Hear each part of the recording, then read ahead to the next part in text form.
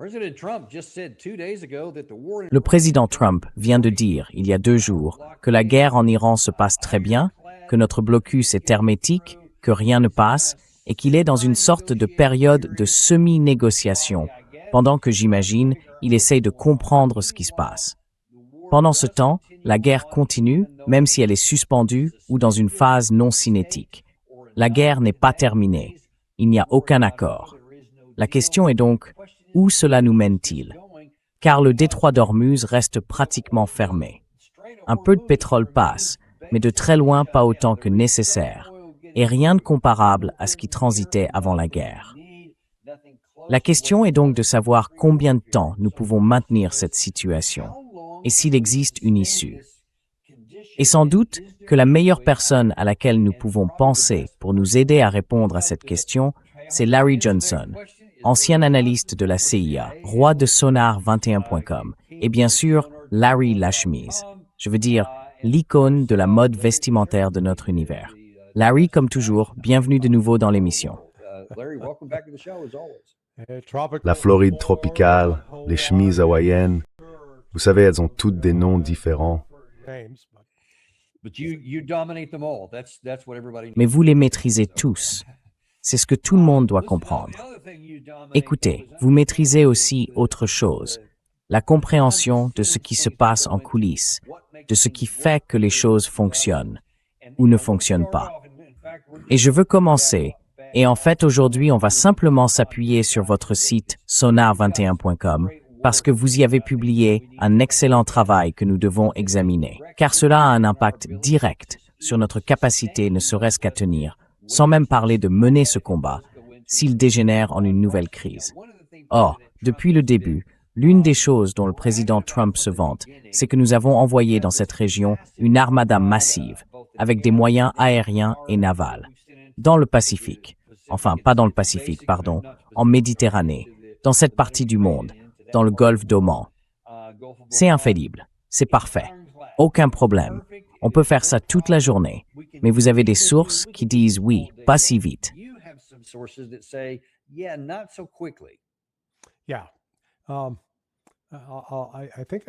Oui, je pense que je dois tout ça à, vous savez, l'un de mes anciens élèves qui s'est suicidé il y a environ 2 mois.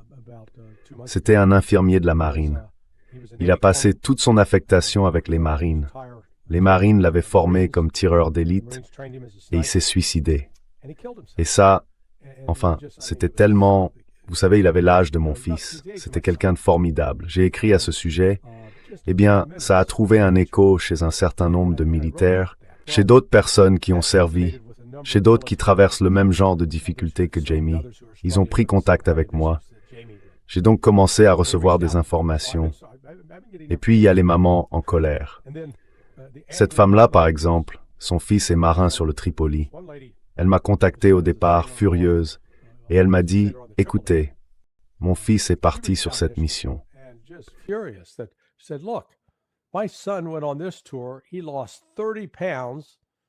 Il a perdu 13 kilos, et elle m'a envoyé les photos d'avant et après. Ce gamin n'était pas gros du tout. Je veux dire, il était en bonne condition physique. Il n'avait pas 13 kilos à perdre. Et il les a perdus à cause de la mauvaise nourriture et des conditions lamentables à bord du Tripoli. Mais il s'avère que ce n'est pas seulement le Tripoli. Et vous savez, quand vous et moi étions ensemble le week-end dernier, il y a une semaine, à Chattanooga, et que nous étions sur le côté à signer des cartes, une dame est venue nous voir. On a commencé à parler, et elle n'était pas venue précisément pour se plaindre. Mais quand elle a mentionné « Ah oui, mon fils vient juste de revenir d'un déploiement à bord du Boxer », je lui ai demandé « Ah bon, et comment ça s'est passé pour lui ?» Eh bien, elle avait exactement la même histoire que cette autre femme, sauf que son fils est marin. Le fils de l'autre femme est marin.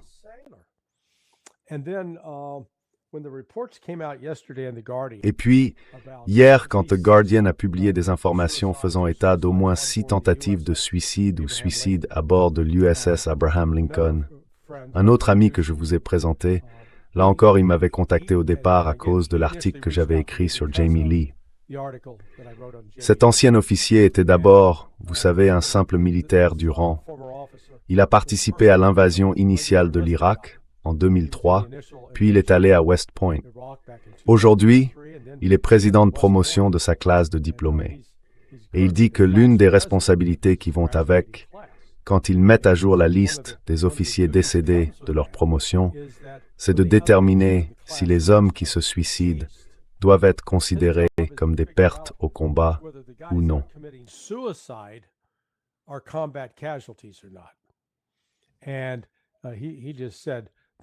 Et il vient de dire que ce rapport fait état de 6 tentatives de suicide. D'après son expérience, dit-il, le chiffre réel pourrait être 5 à 10 fois plus élevé. La dame dont j'ai parlé au début, dont le fils était marin sur le Tripoli, m'a écrit hier. Elle a dit que, sur le navire de son fils au moins, elle ne savait pas dans quelle mesure c'était généralisé, ils avaient retiré les aumôniers. Le seul groupe de personnes qui étaient là pour accompagner les marins et les marines, pour les aider à garder un bon équilibre mental. D'après elle, Egset et ses bras cassés du département de la guerre ont retiré les aumôniers. Donc voilà. Et puis vous savez, de plus en plus de témoignages commencent à sortir.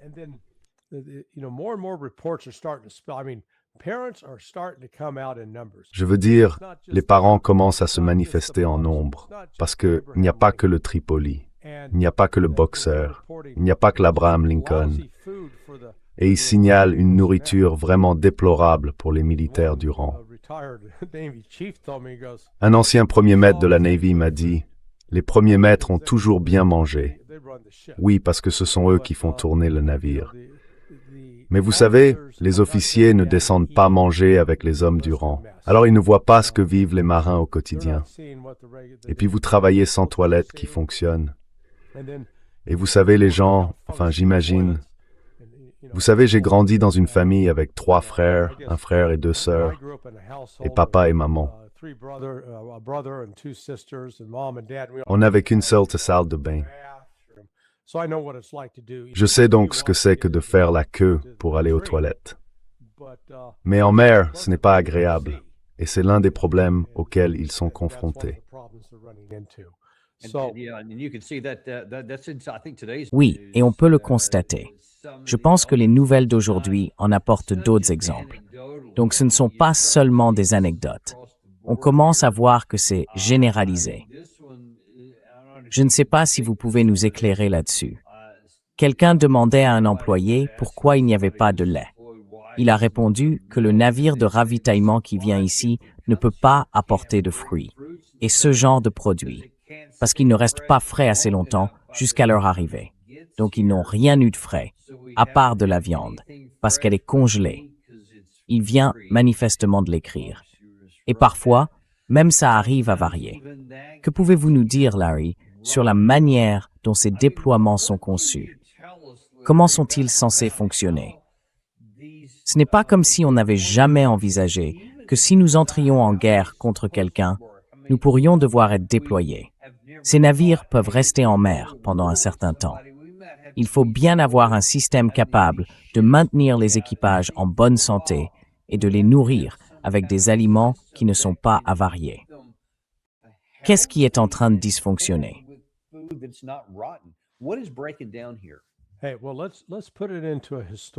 Eh bien, remettons cela dans son contexte historique. Et je pense que ces chiffres vont vous choquer. Aujourd'hui, l'Abraham Lincoln a battu un record. Il est en mer depuis 207 jours consécutifs, sans escale dans un port. Le Gerald Ford détient en fait le record de la plus longue période en mer, environ 320 jours. Mais il y a eu des escales entre-temps. Cela signifie que les marins et les marines pouvaient descendre du navire, aller à terre en permission, peut-être pendant 12 ou 24 heures, puis remonter à bord. Mais là, on parle de temps continu à bord du navire. Le record précédent appartenait au Dwight Eisenhower en 2020. Il avait atteint 206 jours. Avant cela, et là encore, on parle de jours consécutifs à bord, sans toucher terre. Entre 2001 et 2002, le Teddy Roosevelt avait fait 159 jours. Pendant la Grande Guerre, c'est Gore, tu recommençais à Mungie. they did 159 days. In World War II, this massive war that dwarfs anything that we're currently... Cela dépasse de loin tout ce que nous faisons actuellement. La plus longue durée pendant laquelle ils ont maintenu des marins en mer, là-bas, c'était 79 jours sur l'USS Essex. Quoi? Oui, 79 jours au large d'Okinawa. Or, ces navires avaient des bâtiments de soutien et des pétroliers ravitailleurs, des navires qui venaient à leur hauteur pour les réapprovisionner. Le problème, c'est qu'on s'est débarrassé de ce genre de navires. On n'en a plus beaucoup. Vous savez, c'est comme si on s'était dit, comment peut-on faire pour saboter au maximum notre marine? Je sais, allons-y. Et alors, ils se mettent à faire des économies dans certains domaines, puis ils construisent cette monstruosité hors de prix avec 5000 personnes à bord.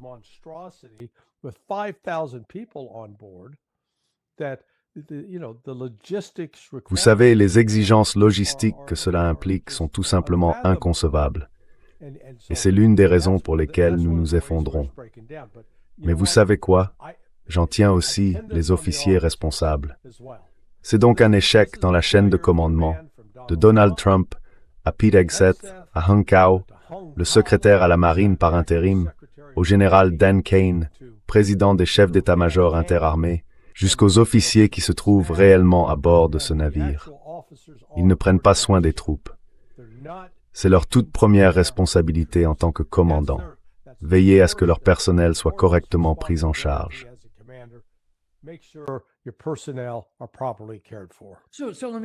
Alors, laissez-moi vous poser cette question, Larry. Est-ce que le système est en train de s'effondrer ou est-ce qu'en réalité, nous n'avons jamais conçu un système capable de soutenir des combats pendant des périodes aussi longues?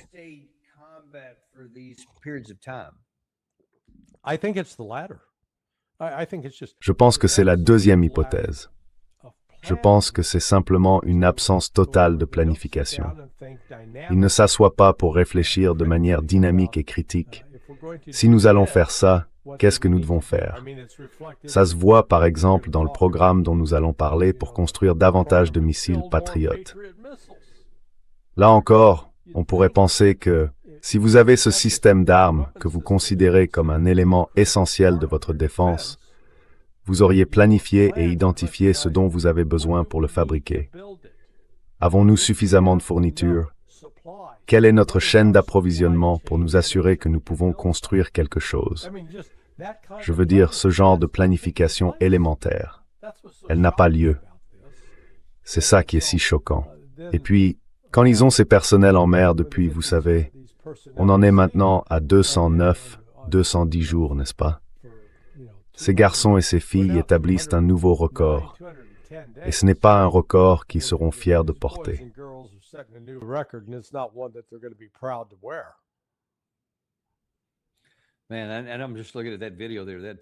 Eh bien, je regarde cette vidéo. Franchement, quand on voit à quelle vitesse les Iraniens ont pu retourner la situation, c'est douloureux, j'en suis sûr, pour les familles qui regardent, elles se reconnaissent là-dedans. Mais c'est tout simplement embarrassant. Je veux dire, ça continue de le démontrer. Et vous avez évoqué les missiles intercepteurs Patriot et THAAD. Laissez-moi vous montrer un problème connexe. Voici Victoria Coates, il y a quelques jours, qui parlait de tout ce que nous avons examiné.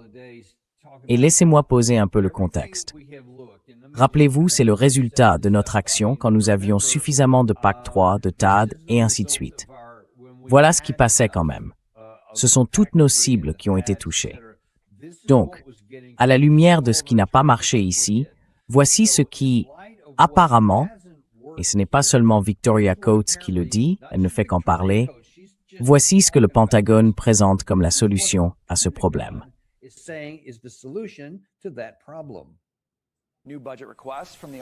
De nouvelles demandes budgétaires des forces armées prévoient près de 14 000 nouveaux missiles et plus de 850 intercepteurs THAAD pour la seule année 2027.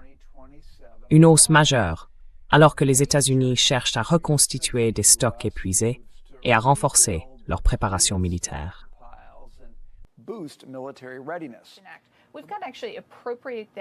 Nous devons réellement affecter cet argent aux bonnes priorités à ce dont nous aurons besoin pour mener les guerres dans lesquelles nous sommes engagés aujourd'hui. Donc oui, je pense que le président a eu raison de demander 1 500 milliards de dollars pour le budget de la défense de cette année. Nous avons la NDAA en main. Maintenant, commençons à affecter ces fonds pour pouvoir lancer ce renforcement.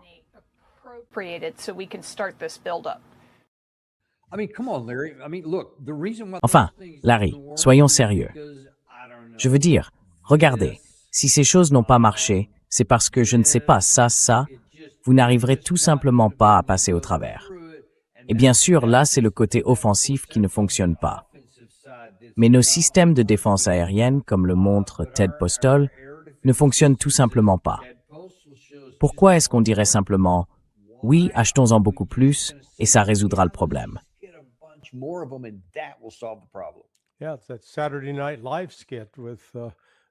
Oui, c'est le sketch de Saturday Night Live avec, vous savez, plus de clochettes. C'est ça. Il faut juste plus de clochettes. Ce qu'ils ne comprennent pas là, pour moi, c'est sidérant.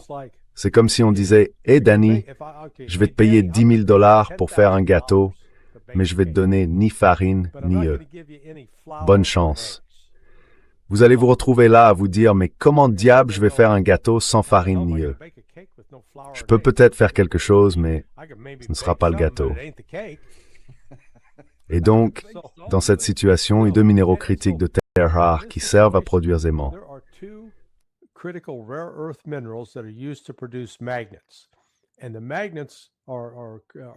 Et les aimants sont vitaux. Ce sont des composants essentiels du système Patriot pour la navigation, le guidage, pour ce qu'on appelle le mouvement de rotation autour de l'axe. J'ai appris un nouveau mot dans toute cette affaire. La Chine contrôle tout cela. Et la Chine nous a dit, vous n'en aurez plus. Non, nous ne vous vendrons pas ces aimants fabriqués à partir de minéraux de terres rares pour que vous construisiez des armes que vous utiliserez contre nous. Ça n'arrivera pas. Alors eux, vous savez quoi? Ils peuvent voter des crédits de 3 000 milliards de dollars. Ils peuvent voter des crédits d'1 quadrillion de dollars. Ils ne les construiront pas parce qu'ils n'auront pas les éléments essentiels pour les construire.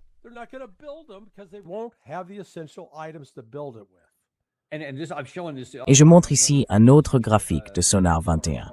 Que montre-t-il? Pouvez-vous nous expliquer pourquoi Xi Jinping a toutes les cartes en main? Eh bien, cela montre les différents composants qui entrent dans la fabrication d'un missile Patriot ou du missile PAC-3. Vous savez la différence entre les PAC, et je préférerais que Ted Postol intervienne pour en parler, mais selon ce que je comprends, le PAX-2, en gros, se rapprochait d'un missile entrant, explosait, et espérait que des éclats le touchent, tandis que celui-ci est censé percuter directement le missile lui-même. C'est donc là qu'on a besoin de ces terres rares, ou des aimants fabriqués à partir de ces terres rares, qui permettent précisément de viser et de toucher un objet arrivant. Or, comme Ted l'a souligné, ils avaient un taux de réussite d'environ 10%, entre 5 et 10%.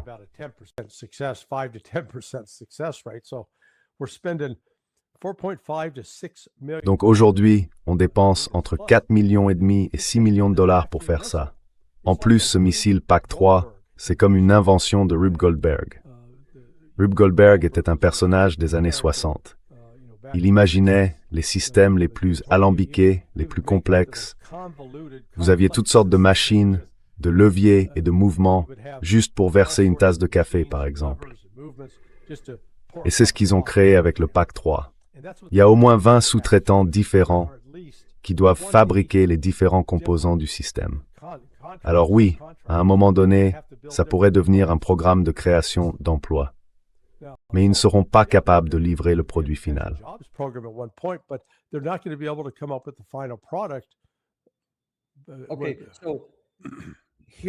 D'accord. Alors voilà l'un des éléments qui m'a vraiment frappé dans cet article.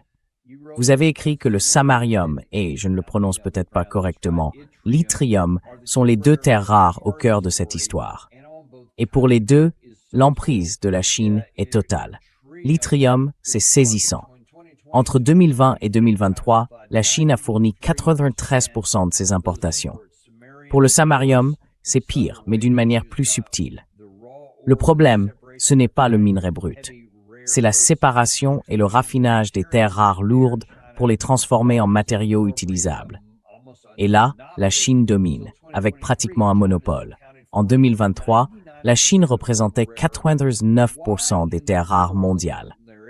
Pourquoi diable, Larry, dépendrions-nous pour nos capacités essentielles de missiles de défense, quelque chose produit à ce niveau et qui en est au cœur, de quelqu'un que nous présentons comme la principale menace pour notre propre sécurité nationale? Comment en est-on arrivé là? Nobody took time to think about it. Personne n'a pris le temps d'y réfléchir. Vous savez, si vous m'aviez posé la question il y a 6 mois, j'aurais répondu « Je ne sais pas ». Et ça confirme cette phrase qu'on attribue à Ambrose Bierce. Il a combattu pendant la guerre de sécession, dans les années 1860. Plus tard, il est devenu journaliste et on le décrivait comme un ennemi du genre humain. C'était un misanthrope. Mais on lui attribue cette phrase: la guerre est la manière qu'a Dieu d'enseigner la géographie aux Américains. Eh bien, j'ajouterais pas seulement la géographie, le pétrole, les terres rares, la fabrication d'armes, toute une série de sujets. Parce que maintenant, nous devons poser ces questions. D'où cela vient-il? Comment l'obtient-on? Comment est-ce produit? Et nous n'avons pas au sein de nos institutions un processus de planification intégré. Appelons-le un processus de planification centralisé pour l'armée, alors qu'il devrait exister. La Russie l'a et la Chine aussi.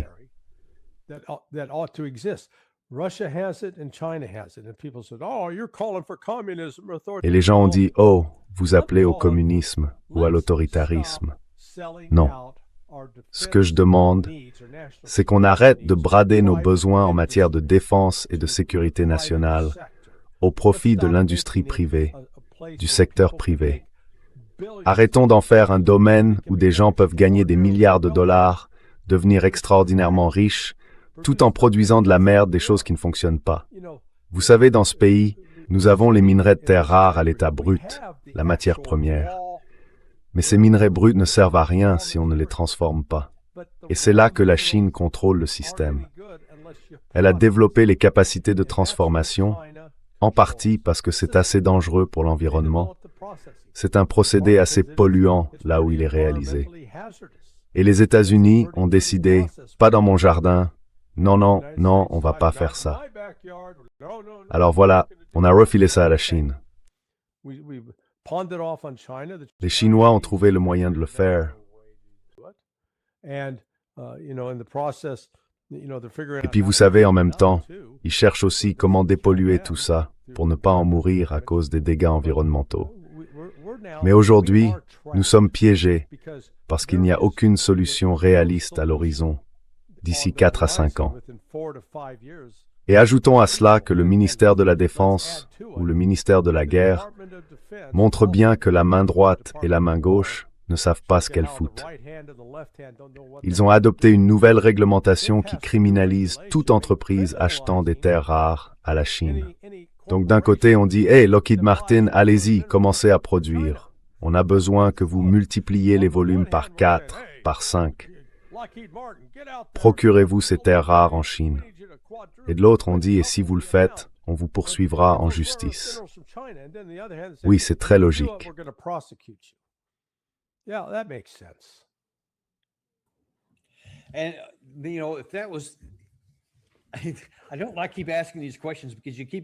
Je n'aime pas continuer à poser ces questions, parce que vous continuez à me donner des réponses qui ne me plaisent pas.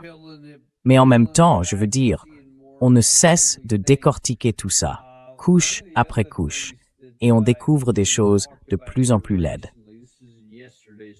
L'un des autres sujets dont on a récemment parlé ici, c'était dans le New York Times d'hier, c'est que les géants pétroliers du Golfe dépensent des milliards pour construire une voie de contournement du détroit d'Ormuz. Donc si on n'arrive pas à régler ça avec les missiles, si on n'arrive pas à résoudre les problèmes liés aux terres rares, je sais, faisons en sorte que le détroit d'Ormuz ne soit plus un problème. Mais malheureusement, vous avez aussi réfléchi à ça sur Sonar 21. Je n'arrête pas de le dire. Et vous avez cet article intitulé « Le rêve délirant de Scott Bessent d'un oléoduc pour vaincre l'Iran ». Qu'avez-vous découvert là-dessus? Yeah, Besant came out the other day and was saying, "Oh, Oui, Bessin est intervenu l'autre jour en disant « Oh, on ne s'inquiète pas du contrôle de l'Iran sur le détroit d'Ormuz. On a réglé ça. On construit, on va construire ces pipelines. Ils vont envoyer tout le pétrole vers Israël et ensuite il pourra être acheminé par pompage à travers le Moyen-Orient ou via la Méditerranée. » Et là, c'est genre, mec, Enfin, tu es le secrétaire au Trésor. Tu es censé comprendre toutes les implications financières et économiques de ce qui se passe dans le Golfe. Et au-delà du pétrole qui y est produit, qui représente 20, enfin, les chiffres varient, mais entre 20 et 25% de l'approvisionnement quotidien mondial, il en sortait auparavant au rythme de 20 millions de barils par jour.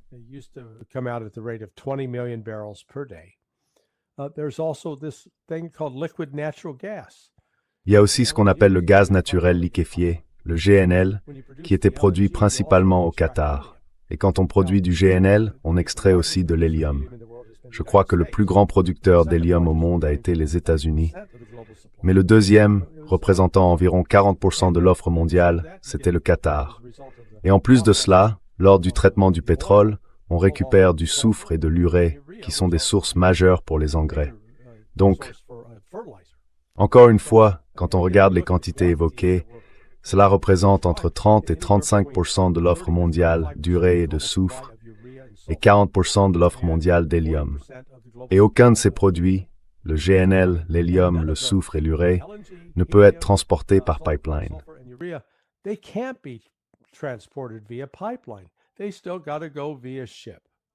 Ils doivent toujours passer par bateau. Cela veut donc dire que l'Iran contrôle encore des parties vitales de l'économie mondiale. Est-ce que cela veut dire qu'il n'existe pas d'autres moyens de commencer à produire du soufre et de l'urée?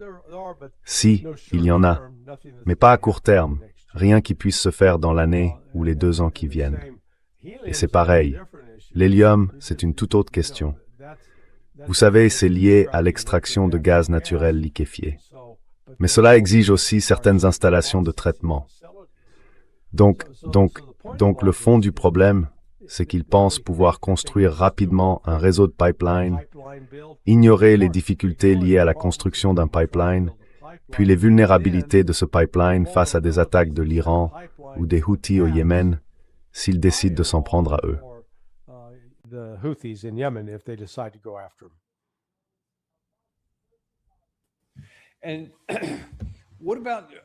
Et si, eh bien, il n'y a pas de tracé de contournement par pipeline, qu'en est-il de certaines idées consistant peut-être à passer par voie terrestre vers un autre endroit? Y a-t-il une voie réaliste? Autrement dit, à court terme, disons dans les 5 prochaines années, y a-t-il quoi que ce soit que notre camp collectif puisse faire pour atténuer la menace potentielle dans le détroit d'Ormuz ou à Bab el-Mandeb? On ne peut pas ignorer ce dernier non plus, car il est presque aussi important que le détroit d'Ormuz. Peut-on faire quoi que ce soit pour atténuer la menace que représente l'Iran?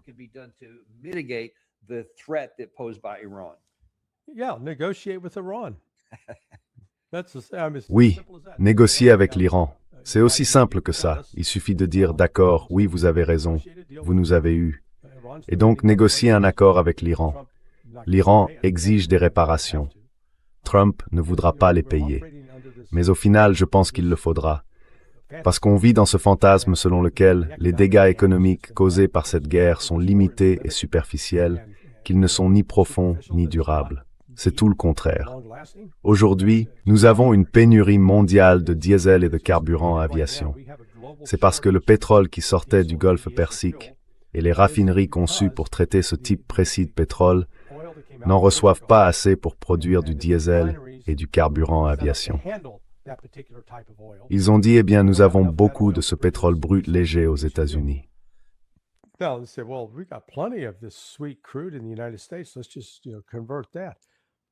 Convertissons simplement ça. Le problème, c'est qu'on n'a pas construit les raffineries capables de le traiter. Oui, en théorie, on pourrait le faire. Et ça renvoie au manque de planification dont je parlais.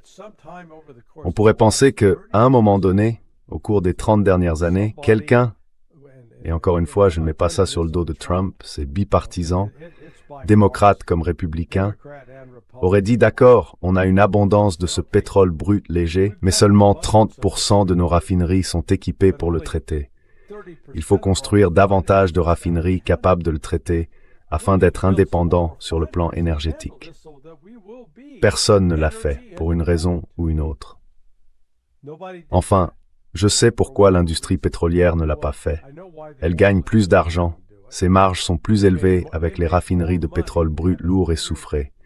Et, vous savez, ce sont des entreprises privées. Je ne leur en veux pas.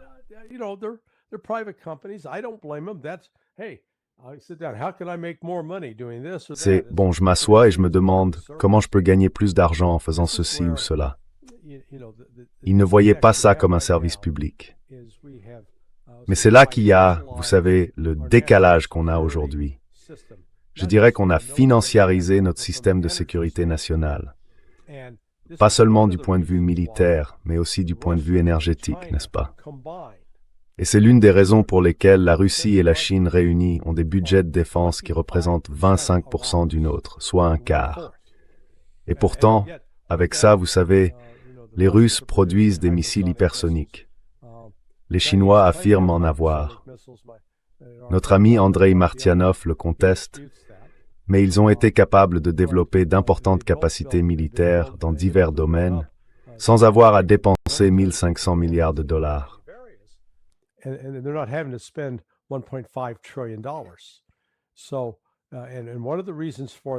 Et l'une des raisons à cela, c'est que lorsqu'il s'agit d'un enjeu de sécurité nationale, ils ne le mettent pas sur le marché dans ce que j'appellerais un faux environnement concurrentiel.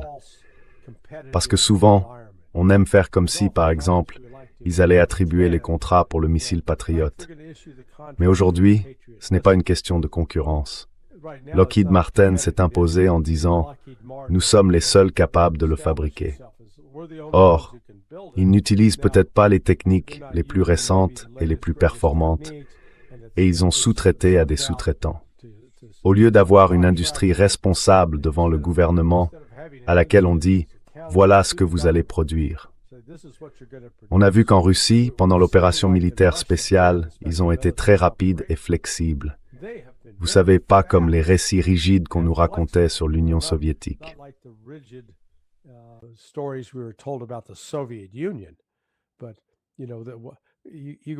Mais vous savez, si on remonte 4 ans en arrière, la guerre par drone existait à peine.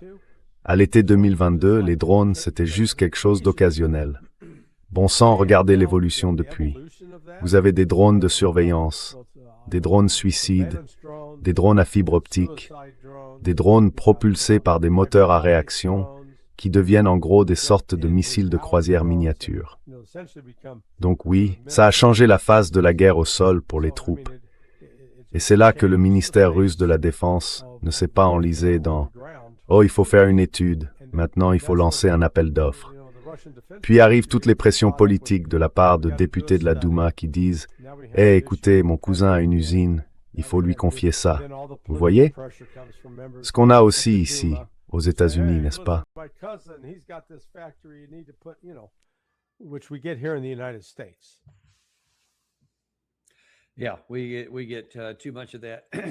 Oui, on en a trop, parce qu'on n'avait pas eu besoin de le faire.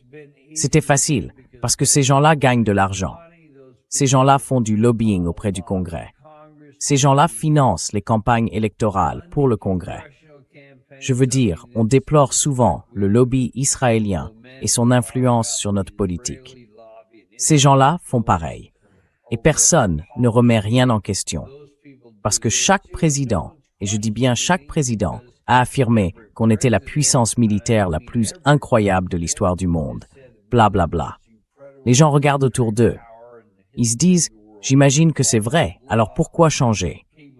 Ça marche. Ça marche pour ces gens-là, jusqu'à maintenant. Et on commence à rencontrer certains problèmes.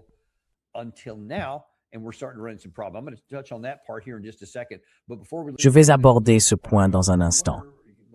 Mais avant de quitter le sujet du Moyen-Orient, J'aimerais avoir votre avis sur cette question et sur la signification que cela pourrait avoir. Cela vient de l'agence de presse Fars, l'agence iranienne.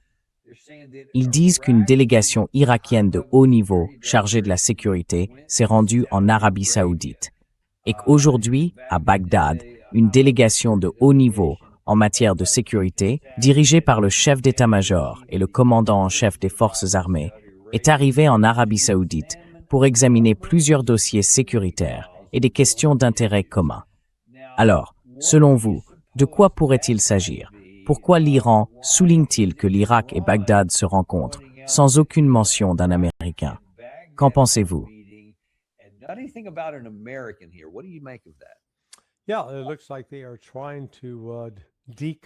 Oui, on dirait qu'ils essayent de désamorcer les tensions qui ont commencé lorsque les Saoudiens avec les États-Unis ont attaqué au moins 5 sites différents des forces de mobilisation populaire en Irak il y a 2 semaines. Or, les FMP sont vraiment considérés comme faisant partie de l'armée irakienne. Et depuis, même si le gouvernement irakien a essayé d'empêcher les FMP de riposter, elles ont riposté et frappé une raffinerie en Arabie Saoudite.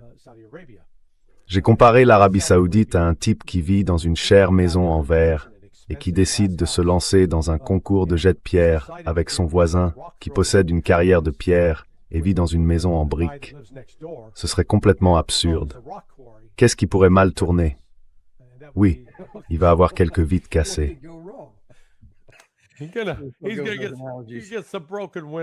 Disons les choses comme ça. Et cela signifie que les Saoudiens ils ont de nombreuses infrastructures énergétiques vulnérables qui peuvent facilement être attaquées avec des drones et des missiles balistiques. Les Irakiens ont des drones, les Houthis ont des missiles balistiques. Et moi,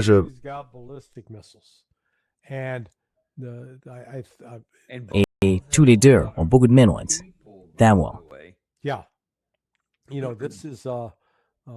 Oui. Vous savez, si cette tension continue de s'intensifier, les Saoudiens vont perdre et perdre lourdement. Et je pense que c'est peut-être le signe qu'un peu de bon sens commence à prévaloir. Les Saoudiens commencent à reconnaître que militairement, ils ne peuvent pas se sortir de cette situation par la force. Et ils ne peuvent certainement pas détruire, éliminer ou vaincre ni les forces de mobilisation populaire en Irak, ni les Houthis.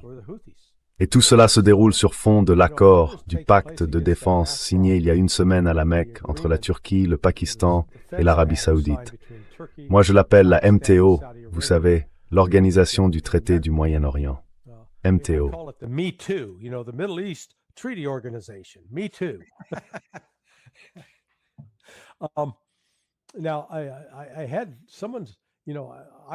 Pour moi, la signature de cet accord à la Mecque avait une importance symbolique.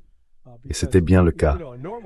Parce que, vous savez, un traité ordinaire qu'on signe dans le cadre des fonctions gouvernementales, on le signerait à Riyad. C'est là que siège le gouvernement. Mais ils ont choisi la Mecque comme geste symbolique. Maintenant, il y a une autre lecture de cela. Certains dans le monde islamique pensent qu'il s'agissait d'un affront délibéré, que c'était un message envoyé à la Jordanie et à l'Égypte. Pourquoi?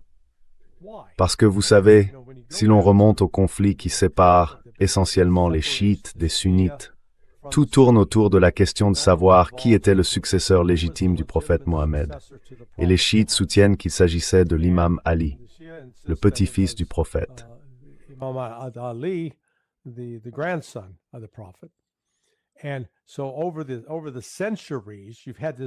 Et donc, au fil des siècles, il y a eu cette lutte, parce que la Mecque et Médine étaient en fait autrefois sous le contrôle des ancêtres du roi Abdallah, enfin je veux dire, du roi de Jordanie. Donc, voilà, ces choses-là remontent à des siècles, n'est-ce pas? On ne parle pas de conflits actuels. Je veux dire, ces gens pensent en centaines d'années, pas en dizaines d'années. C'est donc un autre aspect. Mais ce qui est intéressant, c'est que, même si ce pacte de défense affirmait qu'une attaque contre l'un était une attaque contre tous, les Houthis et les PMF en Irak ont continué à attaquer l'Arabie Saoudite et ni le Pakistan ni la Turquie ne sont intervenus.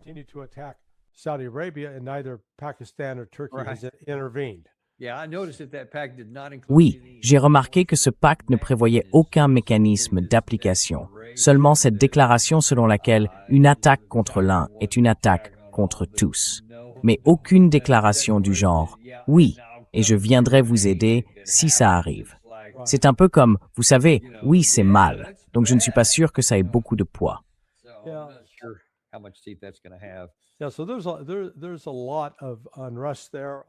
Il y a donc beaucoup de troubles là-bas. Mais vous savez, on observe des mouvements intéressants en coulisses.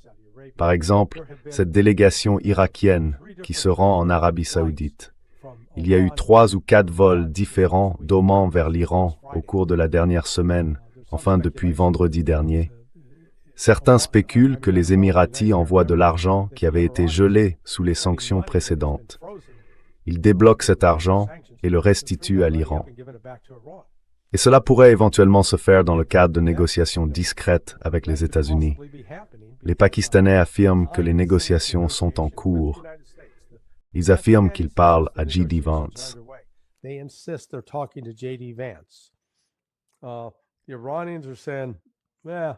Les Iraniens disent « Eh bien, nous ne parlerons pas tant que certaines de nos exigences ne seront pas satisfaites. » L'une de ces exigences, c'est le dégel des avoirs. Il est donc possible que l'administration Trump travaille très, très discrètement en coulisses, sans vouloir admettre d'emblée qu'elle fait des concessions.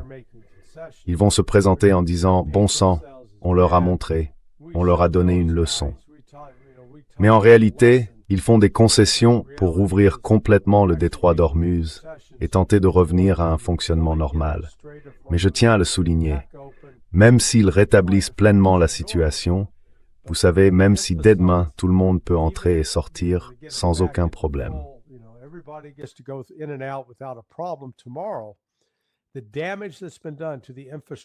Les dégâts causés aux infrastructures, aux Émirats, au Qatar, en Arabie Saoudite, au Koweït et à Bahreïn sont considérables. Et les équipes de maintenance qui effectuent les réparations, ce sont à 95% des sous-traitants américains. Ils ont quitté la région, ils n'y sont pas en ce moment.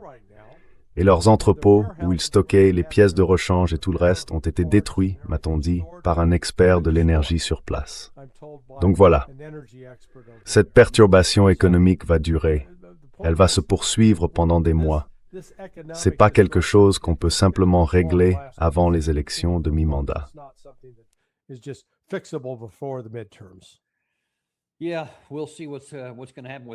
Oui, on verra ce qui va se passer de ce côté-là et quelles seront les conséquences à long terme, à moyen et à long terme, sur la production alimentaire et tout simplement sur le coût du carburant dans tous les secteurs. Même une fois que tout cela sera terminé et que toutes les manipulations auront pris fin, il restera la réalité matérielle, des approvisionnements insuffisants pour ces produits. Voilà, on verra ce que cela fera à l'activité économique. Je voudrais changer de sujet là, pour finir.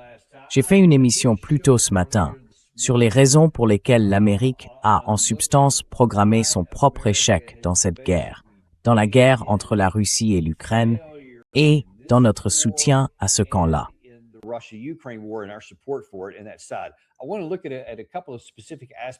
Je voudrais examiner quelques aspects précis de cela, surtout du point de vue ukrainien et européen, et avoir votre... Enfin, je vous en supplie, donnez-moi quelque chose de rationnel qui ait le moindre sens au-delà de ce que je vais vous montrer, parce que moi, je n'en trouve pas. Commençons par Zelensky, qui a annoncé il y a quelques jours que la Russie pourrait lancer 200 missiles balistiques en un seul barrage contre une attaque iranienne.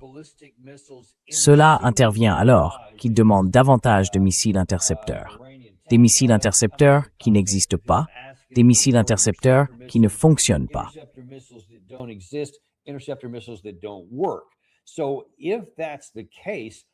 Donc, si c'est le cas, il y a vraiment un problème.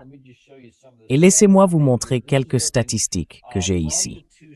Elles comparent les deux camps cette année, donc de janvier jusqu'à aujourd'hui. Selon la meilleure estimation que j'ai pu obtenir à partir de plusieurs sources différentes, ce n'est pas classifié, donc il s'agit d'une fourchette, la meilleure que nous puissions établir, les pourcentages sont probablement assez proches, La Russie a lancé entre 1200 et 1800 missiles de différents types. L'Ukraine en a lancé environ 50, avec ses Neptunes modifiés, ses S-200 et tout ce qu'elle possède par ailleurs. Pour les drones à longue portée lancés par la Russie contre l'Ukraine, on est quelque part entre 25 000 et 30 000 engins. Des drones à longue portée. On ne parle pas des systèmes tactiques, seulement des drones à longue portée. L'Ukraine, elle en a lancé environ 4 000 à 5 000. Et l'Ukraine a au moins touché les 11 plus grandes raffineries de pétrole, à des degrés divers.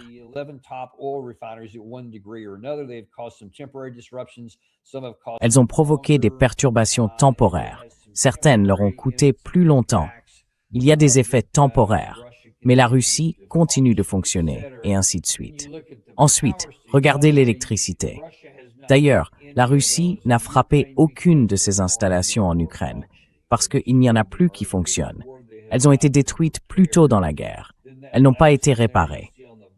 Puis, le dernier élément en bas, ce sont les centrales électriques et le réseau énergétique.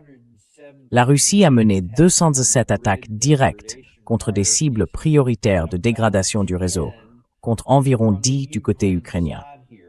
Tout cela doit être replacé dans le contexte de l'échelle des deux camps. L'Ukraine, tout ce que je viens de vous montrer du côté russe, même si les chiffres sont plus élevés, doit viser cette zone cible beaucoup plus petite et concentrée.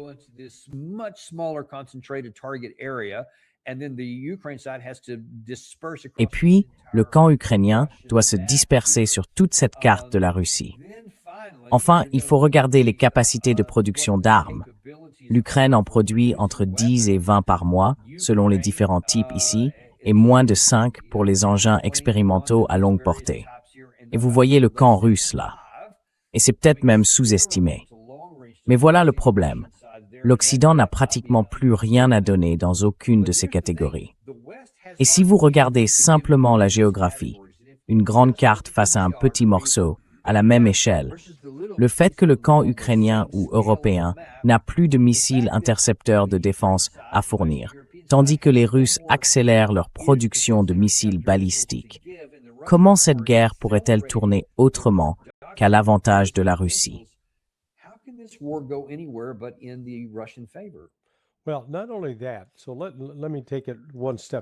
Eh bien, pas seulement ça.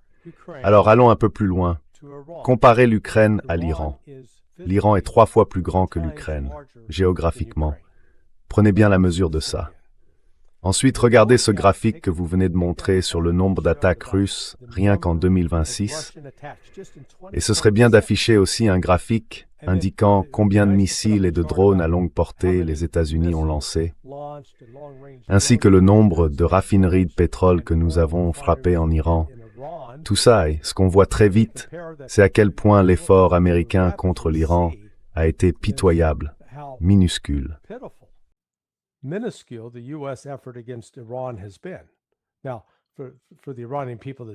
Pour le peuple iranien qui a été touché, ce n'est pas négligeable. Mais cela souligne encore davantage les limites de la guerre aérienne lorsqu'il s'agit d'apporter une solution rapide ou de mettre fin à un conflit. Et je dirais à propos de ce graphique que les affirmations sur les dégâts causés aux raffineries russes sont très largement exagérées. Car en réalité, la production pétrolière russe se porte très bien en ce moment. Et ils n'ont pas de pénurie d'essence sur le marché intérieur, contrairement à ce qui était affirmé, vous savez, il y a 1 ou 2 mois.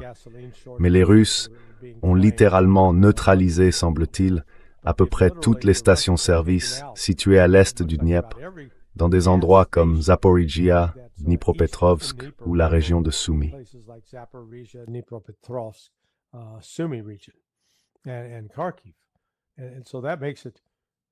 Et Kharkiv. Donc ça pose la question, vous savez, où est-ce qu'on va faire le plein? On ne le fait pas. Les Russes ont considérablement intensifié la guerre logistique, et en fermant les ports d'Odessa et de Nikolaïev, plus rien n'entre et plus rien ne sort. À présent, un conflit potentiel avec la Turquie est en train de se mettre en place, parce que la Turquie menace de restreindre l'accès des Russes au Bosphore et d'essayer de les empêcher de sortir. Ce serait une tentative de limiter les exportations russes de céréales. Si la Turquie fait cela, elle pourrait chercher la guerre avec la Russie, car les Russes ne vont pas l'accepter. Because the Russians are not they're not going to stand for that, and they will definitely confront the Turks over it. Et ils vont certainement affronter les Turcs à ce sujet. Donc cette situation reste très dangereuse, avec le risque d'une escalade de différentes manières. Mais ce qui arrive à l'Ukraine aujourd'hui, c'est qu'elle est coupée de ses approvisionnements logistiques. Sa seule ligne d'approvisionnement passe par voie terrestre, via la Pologne, la Roumanie et la Hongrie. Or, il y a des limites à ce qu'on peut transporter dans un train ou dans des camions. Ils n'ont donc pas la capacité de transport d'un cargo ou d'un pétrolier entièrement chargé. La Russie a donc réellement pris la décision d'accélérer ses opérations offensives en s'attaquant à l'ensemble du réseau logistique ukrainien.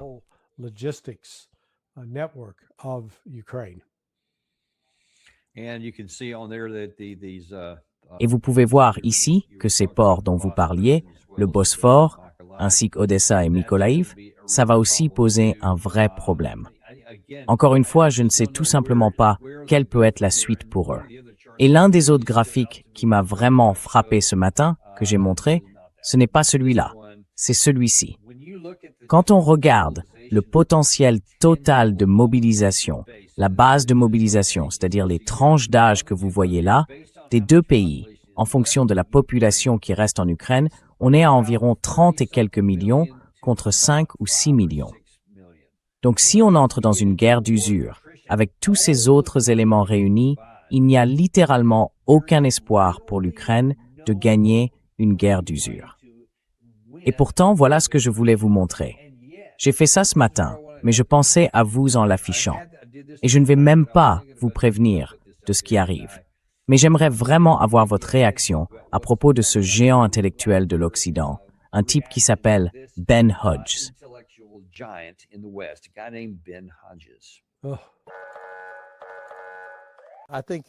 Oh, je pense qu'il est incontestable que la dynamique a basculé en faveur de l'Ukraine. Les Ukrainiens ont développé la capacité de frapper en profondeur les infrastructures pétrolières et gazières de la Russie. Je veux dire, à plus de 1000 kilomètres de distance, avec précision, en contournant les défenses aériennes russes. Ils ont aussi trouvé le moyen de frapper les infrastructures critiques tout autour de la Crimée, d'aider à maintenir son isolement et de rendre la situation complètement intenable. Ce serait un coup énorme pour Poutine de voir des gens fuir la Crimée, essayer d'en sortir et l'armée partir elle aussi. Puis à un moment donné, les Ukrainiens pourraient l'occuper. Pas par un débarquement amphibie, mais simplement la prendre, parce que les forces russes seront parties.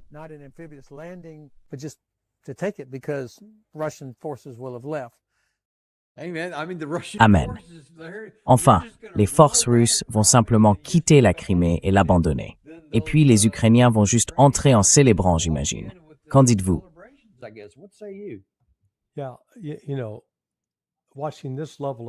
Oui, vous savez, voir un tel niveau de stupidité étalé au grand jour, c'est sidérant. Enfin, vous savez, Hodges était à la tête du commandement européen. Donc, s'il y a des familles américaines, dont les soldats, les marins ou les marines souffrent d'un manque de leadership et d'un manque d'attention aux détails, ce type est l'un des principaux exemples qui explique pourquoi. Ce genre d'incompétence. Vous savez, faisons l'exercice.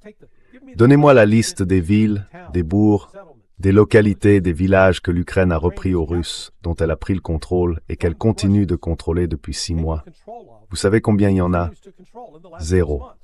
0. Aucun. Et concernant les frappes en Russie, oui, ils ont lancé des frappes en Russie.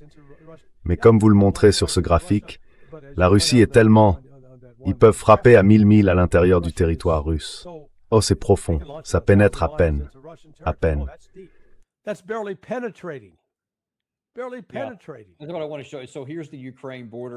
C'est ce que je veux vous montrer.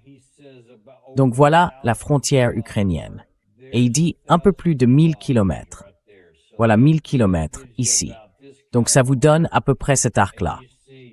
Et vous voyez 2000, 3000, 4000 kilomètres. Enfin, vous n'êtes toujours pas arrivé à la limite de la Russie. Et c'était l'un des enjeux, je ne sais pas si vous pouvez en parler un peu, pendant la Seconde Guerre mondiale. La Russie avait déplacé tellement de choses au-delà de l'Oural ou ailleurs qu'elle se trouvait hors de portée, même des capacités de frappe à longue distance des nazis. Et c'est en partie ce qu'ils font encore aujourd'hui. Enfin, aucune partie de cette zone de la Russie n'a même été touchée.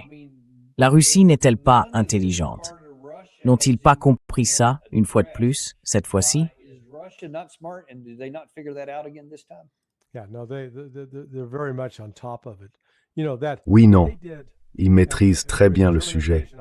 Vous savez, pendant l'invasion allemande, l'opération Barbarossa, une grande partie des usines et des capacités industrielles de la Russie se trouvaient dans le Donbass, dans cette partie de l'Est de l'Ukraine.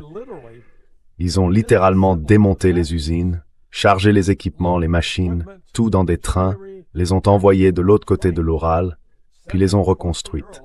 Et ils ont fait ça en 14 mois environ.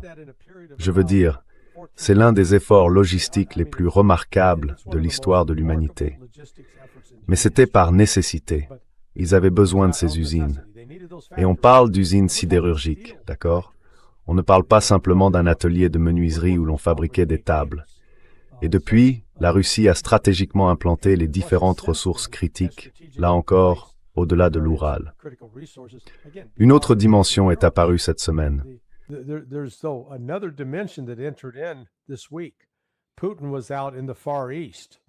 Poutine était en Extrême-Orient, sur la côte Pacifique, et il a rencontré le chef de la marine russe chargé des opérations dans le Pacifique.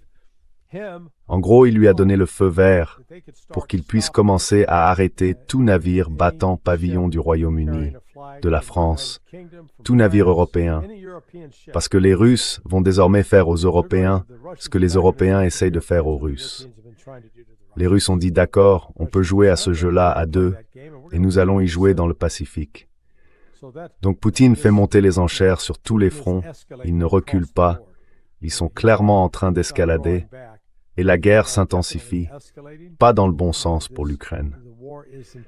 Je veux dire, Hodges, vous savez, ce serait bien de s'asseoir et de dire « Ben, j'ai 10 000 $ qui disent que vous avez tort. Mettons notre argent là où sont nos paroles. »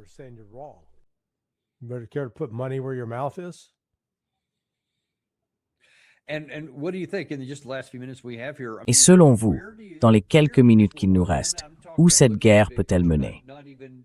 Je parle de la vue d'ensemble. Pas seulement de la campagne de cet hiver ou autre, mais de ce qui est presque mathématiquement nécessaire pour que cette guerre prenne fin.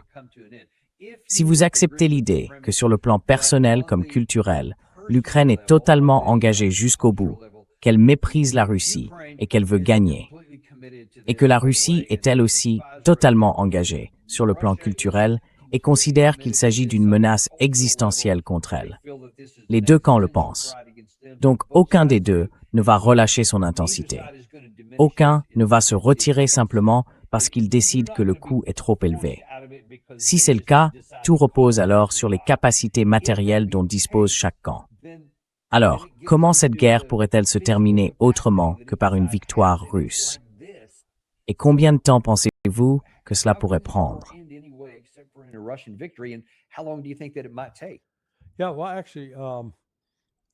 Oui, bon, en fait, vous savez, je vais arrêter d'essayer de prédire la fin, je me suis déjà trompé. Mais on s'attendait à ce que la Russie puisse peut-être nettoyer le Donbass d'ici l'été prochain. Or maintenant, il semble que ça pourrait arriver avant la fin octobre, par exemple. Donc ça pourrait se produire cette année. Mais on reçoit aussi d'autres signaux intéressants. Les Britanniques, qui ont été parmi les plus grands antagonistes en faveur de la poursuite de tout ça, ont signalé hier « Nous pensons qu'il est temps de commencer à parler avec la Russie. » Et je me suis dit « Waouh !»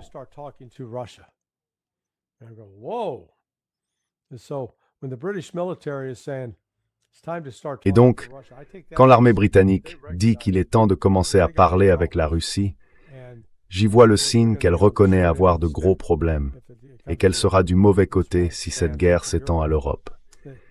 Il y a ce décalage avec les dirigeants politiques de l'OTAN, les Allemands, les Français et les Britanniques étant les principaux responsables. Et ça n'aide pas que le président finlandais, Stubb, et d'autres cherchent à se montrer très antagonistes. Mais quand on pose la question à leur population, l'électeur moyen, le citoyen moyen de ces pays ne veut rien avoir à faire avec une guerre contre la Russie. Ils n'en veulent pas. Reste à voir si la politique finira par rattraper les réalités militaires.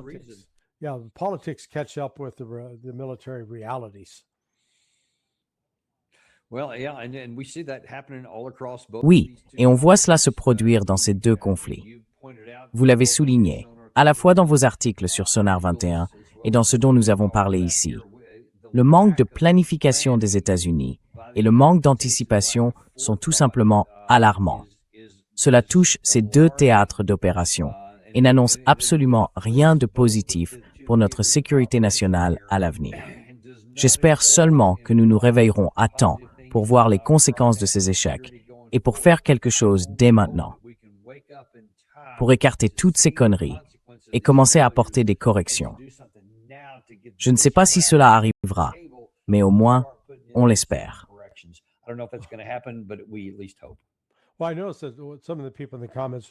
Je sais que certaines personnes dans les commentaires disent « Oh, l'économie russe s'effondre. Elle est au bord du gouffre. » D'accord, les abrutis. Oui, vous êtes des abrutis. Vous êtes des idiots. La Russie est le seul pays au monde autour duquel on peut construire un mur sans qu'il ait besoin d'importer quoi que ce soit pour faire fonctionner son économie. Elle a tout le carburant dont elle a besoin. Elle a tout le carburant nécessaire pour ses machines. Elle a des capacités industrielles. Elle peut fabriquer des puces électroniques avancées. Elle a tout. Alors l'Occident continue d'attendre. Oh, ça va s'effondrer d'une minute à l'autre. Ça va s'effondrer d'une minute à l'autre. Oui, l'économie russe a un ratio dette sur PIB de 12%, alors que les États-Unis ont un ratio dette sur PIB de 125%. Regardez-vous dans le miroir américain. Arrêtez de vous inquiéter de ce que fait la Russie et remettez votre propre foutue maison en ordre, parce que sur le plan économique, notre maison est dans un état de délabrement avancé.